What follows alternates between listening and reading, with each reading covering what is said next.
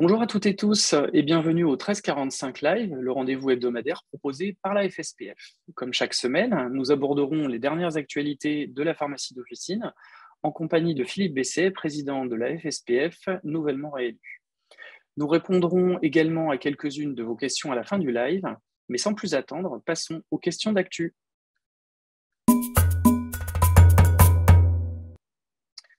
Bonjour Philippe. Bonjour Valérien. Alors, à partir d'aujourd'hui, et ce n'est malheureusement pas un poisson d'avril, la rémunération pour la réalisation des tests antigéniques pris en charge par l'assurance maladie passe de 20 € à 16,50 €. Comment réagis-tu à cette décision? Comme tous les pharmaciens, dans mon officine, nous faisons des tests antigéniques et donc évidemment, c'est toujours extrêmement désagréable d'avoir une baisse de rémunération. Le ministre a tranché, on s'est beaucoup battu pour essayer de ne pas avoir cette baisse, pour essayer de la minimiser, de la reporter. Voilà, on a fait tout ce qu'on pouvait. C'est le cadre de l'état d'urgence. Ce n'est pas une négo, c'est le ministre qui décide à la fin. Il y a beaucoup, j'imagine, de raisons. Il a probablement des raisons pour ça. Il a diminué de façon un peu plus, de 50 centimes de plus, les infirmiers et les médecins. Je ne sais pas pourquoi non plus. Bon, bref. L'important, depuis le début, c'est que toutes ces missions-là, on les fait pour nos patients dans le cadre de l'état d'urgence et ce sont des missions qui sont facultatives. Donc, de façon très très claire, le métier du pharmacien, c'est l'ordonnance. Maintenant, demain, ce sera toutes les missions conventionnelles, les vaccins et autres, les dépistages aussi. Toutes ces missions exceptionnelles, c'est de l'engagement. Donc, ceux qui peuvent faire font, ceux qui ne peuvent pas faire ne font pas. L'indemnité qui nous est versée, elle est là pour suppléer l'engagement. Ce n'est pas comme une réquisition totalement, parce que ce n'est pas obligatoire, justement. Mais c'est une indemnité d'état d'urgence.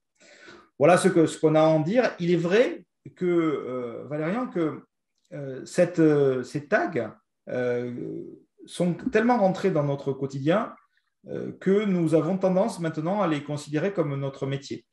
C'est la principale des revendications d'ailleurs que j'ai eues avec le directeur de l'assurance maladie et le ministre, c'est de pérenniser en fait, c'est-à-dire en fait de sortir de l'état d'urgence et de dire on fait une négociation conventionnelle et désormais le pharmacien il fait des tags parce que je pense que le Covid il est là pour longtemps et que après l'état d'urgence, après le 31 juillet, quand il n'y aura plus de remboursement lié à l'état d'urgence, je pense qu'on continuera à avoir des demandes. Donc, il ne faut pas tarder à rentrer dans le droit commun et maintenant dire le Covid, on va vivre avec et il faut que les tests se fassent en officine. Donc, tu n'étais pas d'accord avec cette baisse de la rémunération? Tu es en train de me lancer sur la polémique avec l'USPO. C'est pénible, en fait, un peu. Ça, j'ai pas envie. Je crois qu'aucun de nous, aucun pharmacien n'a envie d'une polémique d'une guéguerre entre syndicats.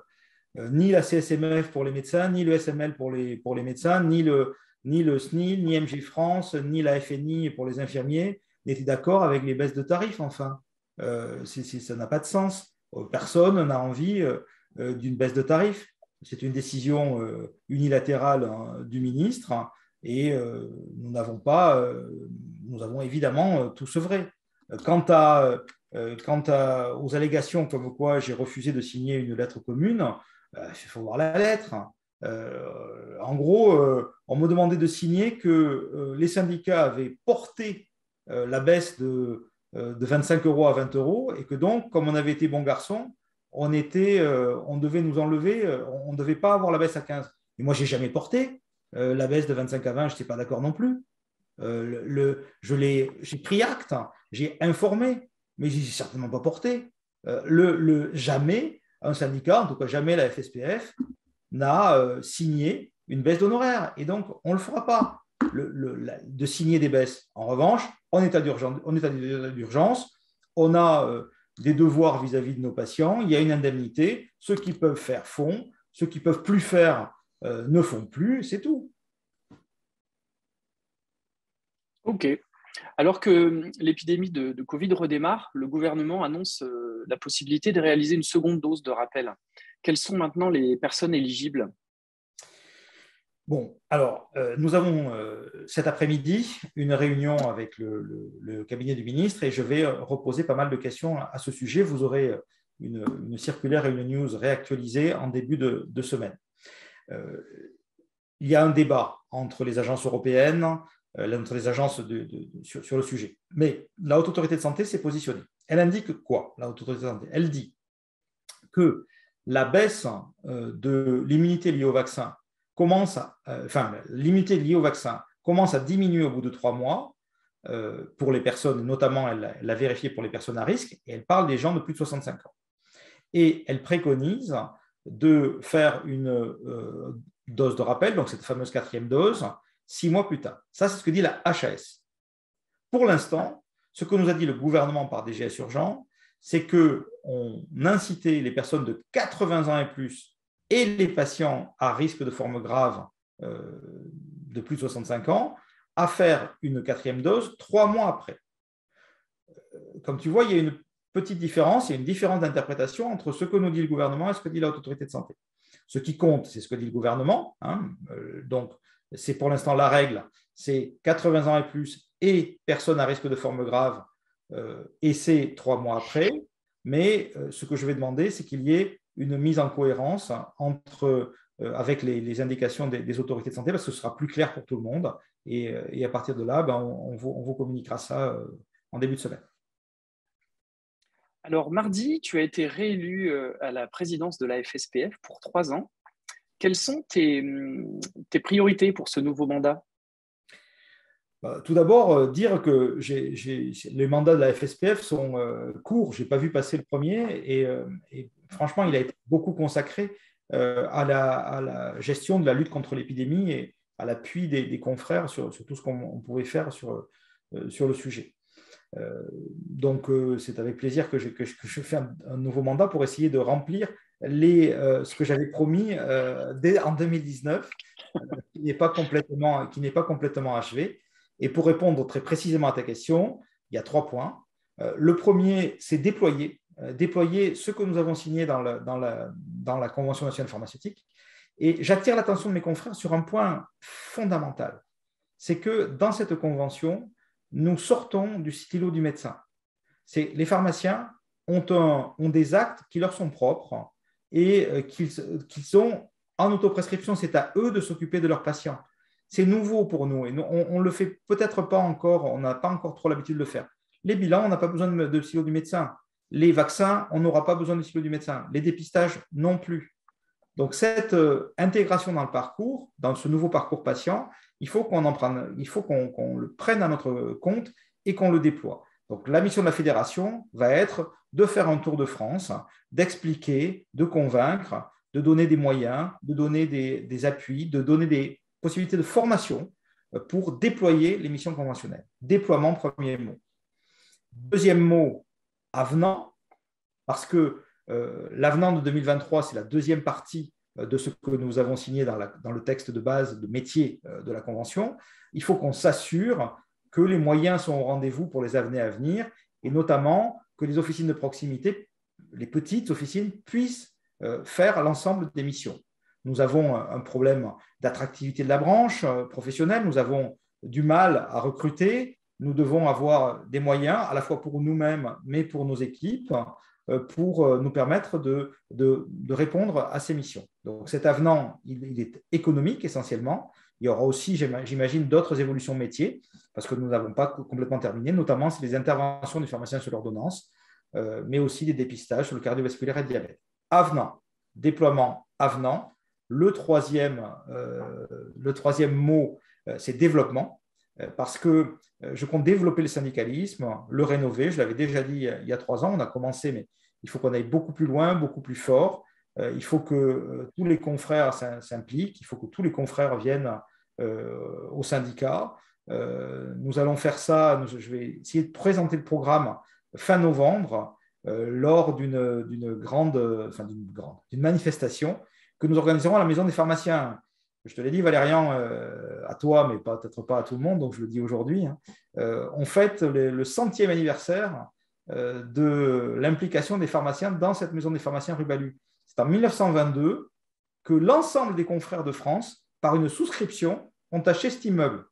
Donc, il appartient à tous les pharmaciens de France et nous allons essayer de nous projeter dans les 100 ans à venir et de faire un syndicalisme donc, du prochain siècle en partant de l'expérience du passé et en se servant de tout ce que nous savons faire maintenant et de tout ce que nous voulons faire dans l'avenir.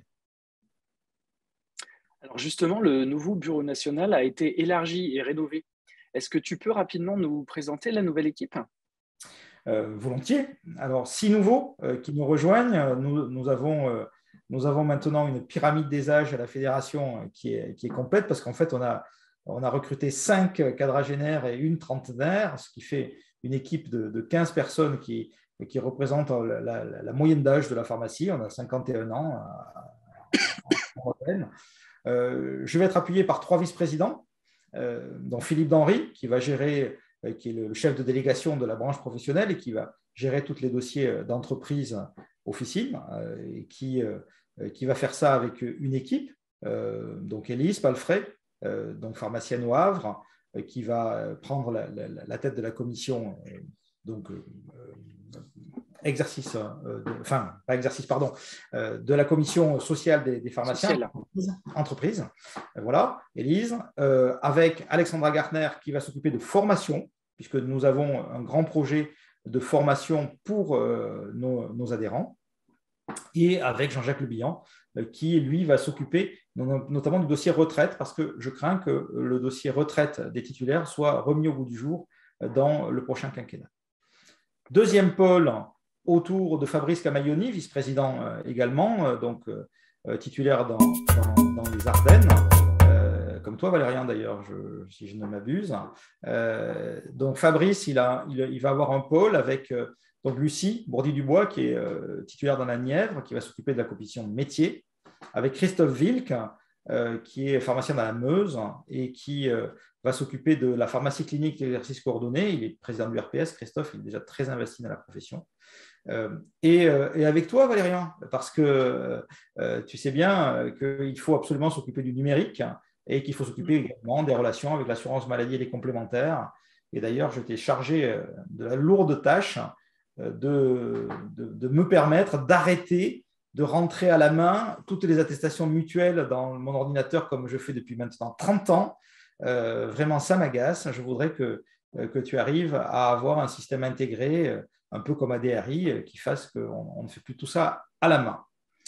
Et le troisième pôle autour d'Éric Garnier, un pôle interne. Éric, il va s'occuper des relations internationales de la pharmacie, comme il faisait d'habitude, mais il va s'occuper de la politique des services aussi. Il va être appuyé par Franck Basque, qui va présider la commission vie syndicale, l'animation de nos départements. Il va être appuyé par Yorick Berger, qui, en plus de s'occuper des relations avec l'industrie pharmaceutique et les groupements et les grossistes répartiteurs, va s'occuper également de la promotion dans la région parisienne du syndicalisme. Voilà. Et bien sûr, Cécile Michelet, qui s'occupe du congrès et du pharmacien de France. Ça, c'est le deuxième. La troisième équipe, la dernière, c'est une équipe de 2, parce que Denis Millet, qui est notre secrétaire général, qui est chargé de faire marcher tout le monde à la baguette, va être donc lui en équipe avec Julien Chauvin, qui est titulaire à Tours. Denis est à Nantes. Et tous les deux, ils vont s'occuper de la stratégie économique de la fédération et notamment préparer l'avenant, puisque ça, c'est le principal. On est appuyé par une équipe de permanents, qui est également de 15 personnes, que je ne vais pas citer aujourd'hui, mais vous les retrouverez sur le site de la fédération. Voilà, tu as l'émission, tu as l'équipe, je crois que je t'ai tout dit. En effet, une grande équipe motivée. Est-ce qu'on prend maintenant quelques questions des internautes ? Une ou deux, allez. Alors, tiens, on avait une question ce matin sur le Paxlovid, justement, par rapport à l'approvisionnement. Pourquoi SPF n'a pas utilisé la répartition pharmaceutique pour la distribution de Paxlovid au lieu d'utiliser un réseau coûteux et peu réactif? Je ne sais pas, mais là aussi, ce n'est pas suite à notre avis, parce que notre avis était effectivement d'utiliser les grossistes répartiteurs. J'ai proposé au ministère de changer de système et en gros de prépositionner une boîte dans chaque officine. Il paraît qu'on en a 500 000, donc il y a 20 000 officines. Moi, je pense que ce serait plus rapide si on avait déjà une boîte en stock. Ça nous permettrait d'éviter un délai de 24 heures et de recommander chaque fois qu'on la met à disposition. Donc, c'est ça que j'ai proposé. Et bien sûr, sinon, de revenir au circuit grossiste. On a une réunion lundi, Valérian, sur ce sujet avec le cabinet. J'espère qu'ils prendront nos demandes d'évolution. Oui. Alors, on a quelques questions assez récurrentes sur les tests antigéniques, hein, donc on vient d'y répondre. Je vais peut-être dire un mot de plus. On a évidemment envoyé une information ce matin, hein, à tous les pharmaciens sur tous les sujets nécessaires à la facturation des tests antigéniques. Peut-être un mot pour vous rappeler qu'il n'y a pas de date de fin en réalité sur la mise à disposition des autotests pour les personnels de l'éducation nationale. Donc, ça continue, hein, 10 autotests par mois, avril, mai, juin. Voilà. Et puis, pitié, arrêt des polémiques intersyndicales sur le sujet, ça me fera des vacances. Alors, merci Philippe. Rendez-vous la semaine prochaine, toujours à 13h45, pour un nouveau tour d'horizon de l'actualité pharmaceutique. En attendant, on vous souhaite une bonne fin de journée à toutes et à tous. Merci, à bientôt. Au revoir.